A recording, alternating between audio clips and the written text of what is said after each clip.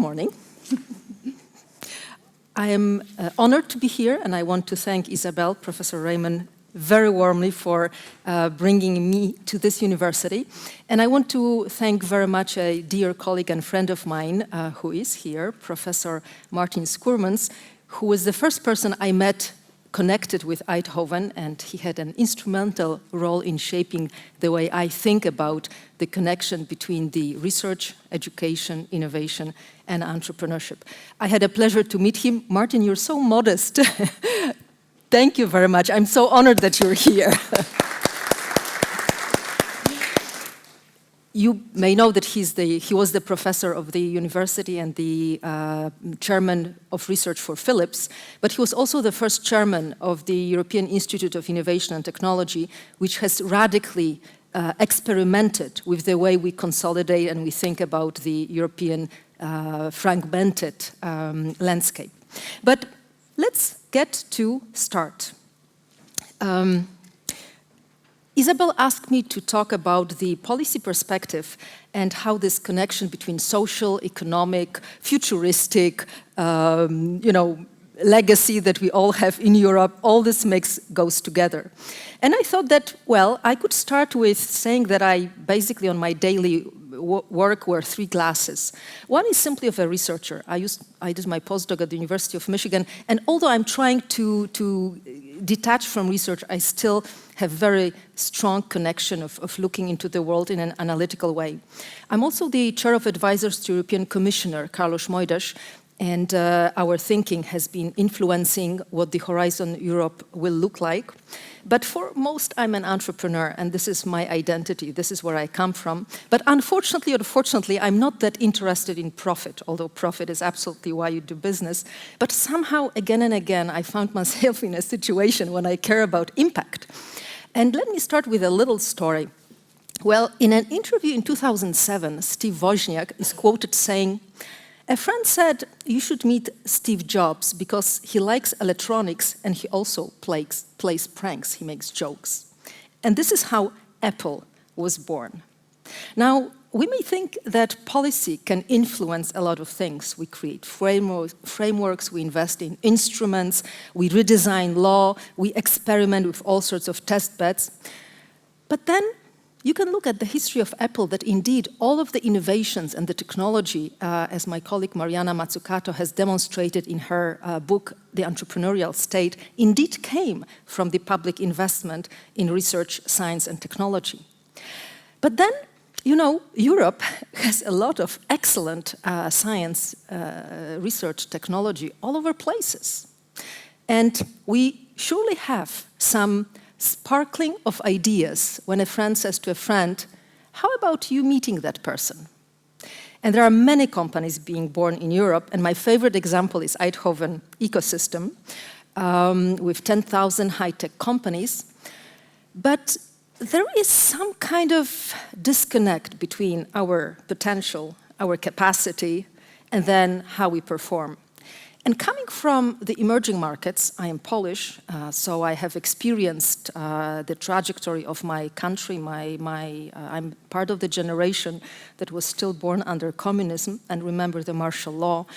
And the last year when I read the World Bank report on saying that Poland is second to South Korea most successful country in the world in terms of speed with which we got to high-income countries, I'm thinking, well, you can think about one company being born out of a sparkle of friendship to friendship, but you can also think of a whole country in Europe or a region being born to grow or being disturbed to, I don't want to die, to die, but really being disturbed to fundamentally challenge your future.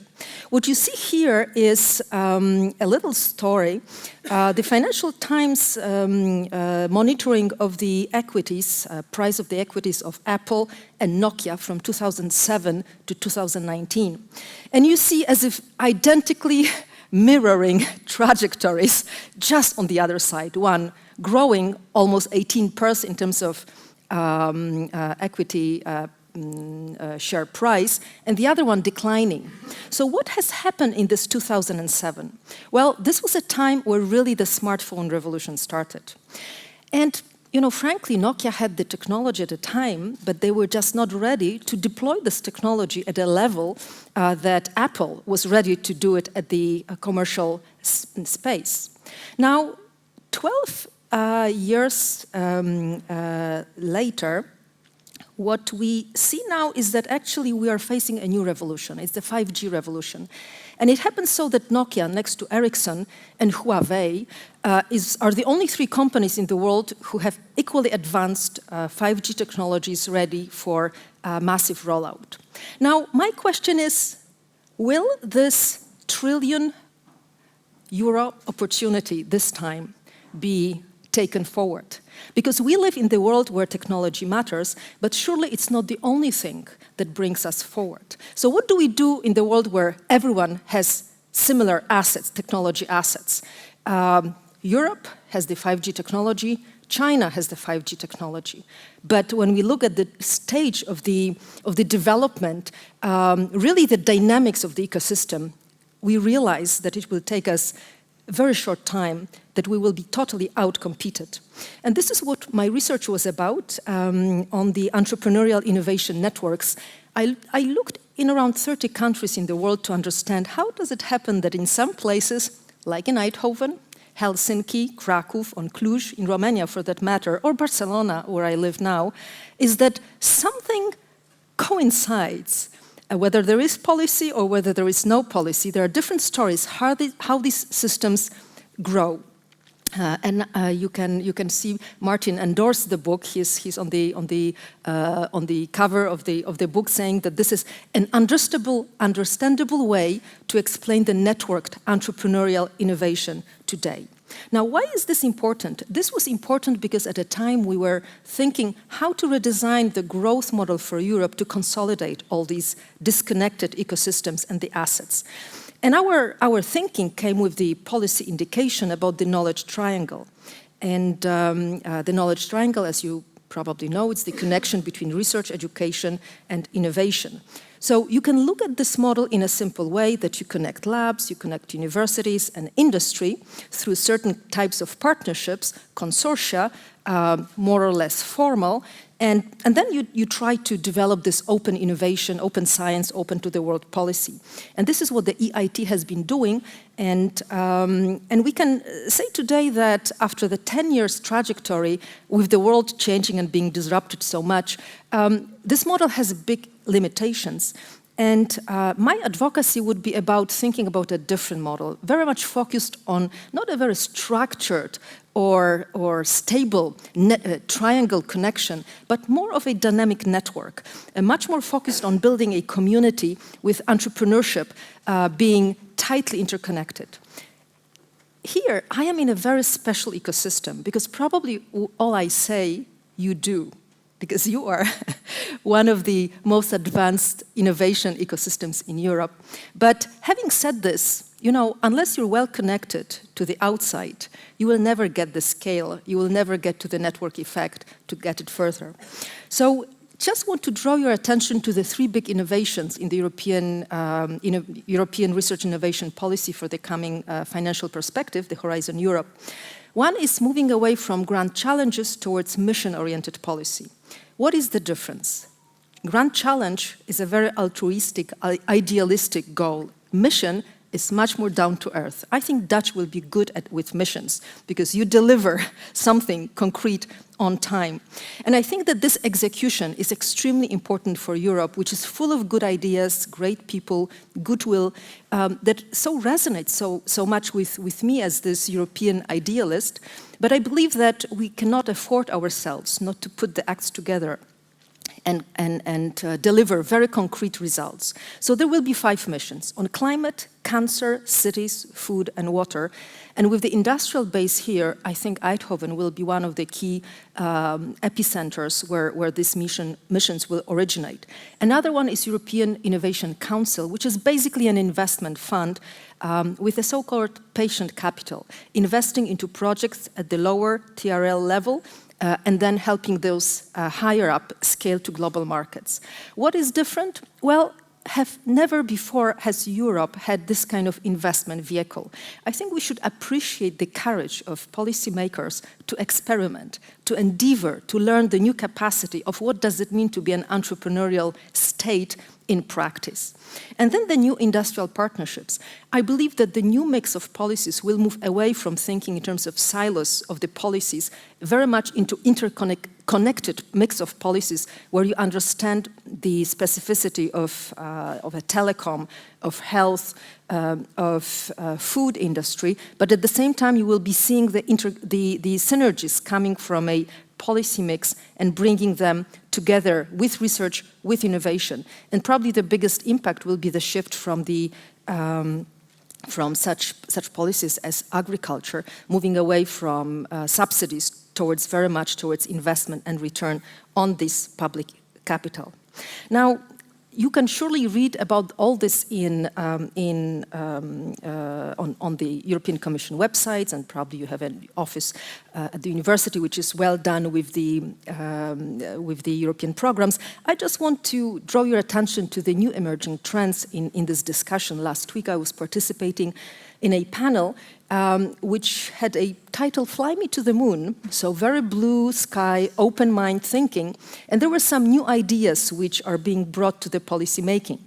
Number one, I think we could be very proud that the kind of marginal thinking of EIT, trying to put the entrepreneurship into a very alien culture of the knowledge triangle is becoming really a mainstream policy now. So we speak about the four levers: research, education, innovation, entrepreneurship. But even if you have it in the ecosystem, as you do here, I believe that there could be a lot to do to network it better locally and then surely connect better globally. So this is what I call network thinking, and this is what I'm advocating. Understanding that today the growth does not come from building your resources inside the organization, but your capacity to create an interface to connect in a dynamic way with the resources outside your organization. And then number three, I always believed in the young people. And this Empower Youth agenda is coming to the policy with the mandate of the new commissioner, which will be called the Commissioner for Innovation and Youth. So very different than research, science, and innovation. Much more human, much more optimistic. And the commissioner will also manage the education portfolio. So shortly, focus on entrepreneurship, focus on cities as hub for interconnecting the smart cities through network thinking into a global system, and then letting young people drive change. So what is this network thinking? It sounds familiar. May I ask you, how many of you have heard about network thinking? Can you put your hands up? Okay, I think we must be connected on LinkedIn. It's not a very widely spread notion, so I super appreciate. I think that there are students there, so I super appreciate that you relate to this topic. So number one, what it is, it's about basically culture in the digital age. It's just a different culture than an industrial ecosystem culture. So number one is about identity, about understanding this entrepreneurial culture aspect, because today really you don't need to be a large company to disrupt. You don't need to be very rich to start a company. You basically, you need to know very little to succeed. You need to have very little to succeed. And then this aspect of being tightly knit locally and loosely coupled globally, extremely important. If you're a digital citizen, open to anywhere in the world, but you don't have roots, well, believe me, my research shows that you will be unlikely to really grow exponentially. Then competition, you know it well, it's a combination of competition and collaboration. We live in such a dynamic, project-oriented way that this new culture must allow for this changing roles and changing patterns. And finally, the new leadership style, the network power. So what is network thinking? It's basically the culture by overlapping capacity to network, to create relations locally and globally, and to use these relations to innovate. Now, so I said that you need very little to succeed. So I have a question. So what are the 2 things you need to succeed? Never give up. Sorry? Never give up. Never give up. An attitude. Sure. Can't hear you? A lot of luck. Never disturbs if you have luck. Always helps. Talent. Okay. Yeah, this helps as well. Smiles. Pardon? Smiling. Smiling, a smile. Yeah, very good. Smiles always helps, although it's culture specific, so we need to be careful here. But actually, you know, to succeed, you need only 2 things today. You need a smartphone. Do you have a smartphone? Everyone has a smartphone. Okay, and the second one, you need a network. And since everyone has a smartphone, but not everyone has a network, I think that it's good to think about how to grow this second aspect that you need to succeed today. So when we did research, because I said that even if I'm an entrepreneur, I cannot just give up this research dimension. So we recently did a research on 80 companies in Europe, and we looked really how businesses use innovation and networking. So we found that almost everyone uses networking to sell. 73% of businesses use networking to sell. This is absolutely normal. We're not surprised. What is surprising is that actually only half of them think that this is very impactful. This tells me that maybe they do not know how to use networking to sell. Isn't this surprising? Nice market niche. Another aspect is that only 28% use networking to disrupt. Look how few people think about using this networking, this connectivity, local and global, to disrupt. But out of this group, 78%, large majority, think it's very or highly impactful. Isn't it a nice market niche, right? Some people think that they know how to network, other people think that they don't, but some people know how to drive sales, and other people know how to disrupt the markets.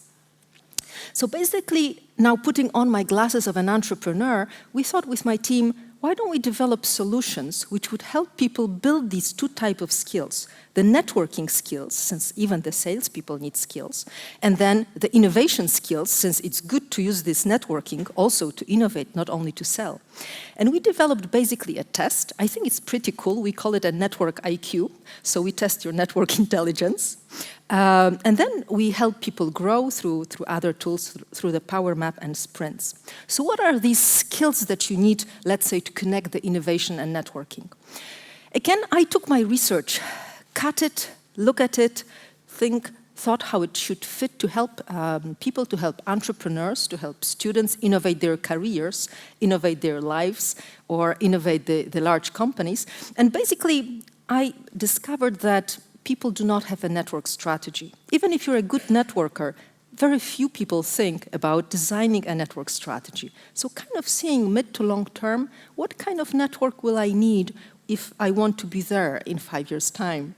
So number 1 is the strategy level. But then number 2, some people are good at doing things, so it's very dynamic. It's the network dynamic level, where you really network, you do this networking, what we mean, those changing of cards, building the networks, meeting people. But then they're not that good in engaging and empowering others. And unless you engage, this networking is just, pure time-consuming activity. You come back from a conference with a pile of business cards and nothing much happens. And if you don't empower others to build your network, to build their networks, but being connected with you, your network grows exponentially, there will be very little value. You will not be able to build this network effect. Then the network protocols. Really what keeps the network together, and I mean here the social network, is the protocols, is the way you communicate and collaborate. And we found out that one of the second lowest ranked skill besides the network strategy is ability to leverage online and offline presence, the communication. So people kind of tend to function with one identity, a digital head and then the real head, but they find it difficult to leverage the two. And then finally the influence. It's a third skill which is hard to do to become a new type of leader? Well, not every influencer is a leader, but surely if you're not an influencer, it's very hard to be a leader today. So this is just one of the assessments that we did, and we're helping people to understand where there are opportunities for immediate improvement, how they can grow, what would be their growth pattern. Sometimes, you know, a little bit of awareness takes you a long way forward. Sometimes we can always have some kind of talent, and we always can learn. So it's a question of putting some focus, some attention to where you can make this exponential change. And this is an assessment that we did for diagnosing a team. Where are the gaps? Who would be the outlier? Who could be this catalyst, this change agent, and how to drive the cultural change? Sometimes in your team you have a person with a very unique expertise, but it's hard to tap upon her intelligence. It's some kind of disconnection. So building the skills of a person with a unique expertise, connecting to the innovation community can bring a lot of value. Now, how we experimented with this network thinking program in a very strange way. When we opened the office in Barcelona last year, we found ourselves on a post-industrial beach. It used to be a huge petroleum containers, basically a factory of Barcelona, hundreds of abandoned polygonos. And we thought, why don't we engage young people, great brains of Europe, in this case it was the EIT community, and why don't we give them a challenge to reinvent this place? And we took them through all the process, from the mission Reinvent Badalona, and there are dozens of cities post-industrial past as Badalona, into having them strategize and having them communicate with the top policymakers to basically incubate an innovation district. You can also accelerate a change at a complex place. Now, you already know from my first slide that I love TUE, so this is my last slide. Thank you very much. Can I say that it's your daughter? No? Yes, you can. It's her daughter.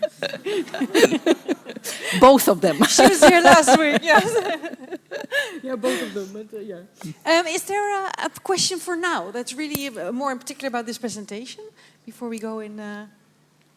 Yes? I just come to you, so. Thank you. Hi. You were mentioning about basically enhancing our capability to network. Mm-hmm. But I was also thinking that especially for universities, the networks of most people are mainly academic, of most of the people involved with universities. So from your European expertise, what are other examples, besides innovation space, of course, of things that can be done to bring together the entrepreneurial and industry networks with academic networks? That's an excellent question. I think that today every single person at a university can start a community or a network. And I think that especially a big difference between the US, where I worked a little bit, and European universities is the alumni networks.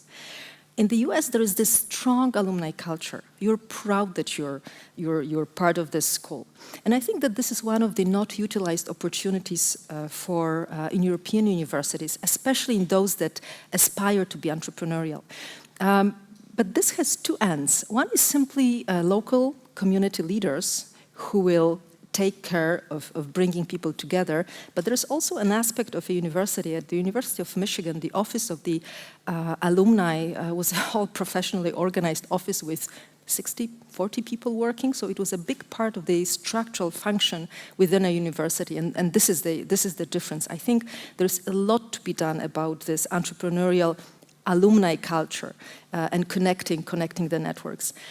But also another thing is that the local industry could absolutely stimulate the connections, because it's not only that, you know, to build a community, it takes different aspects. And very often when I speak with business people, they are kind of assertive and say, well, our innovation strategy is very well settled. We have all the systems in place.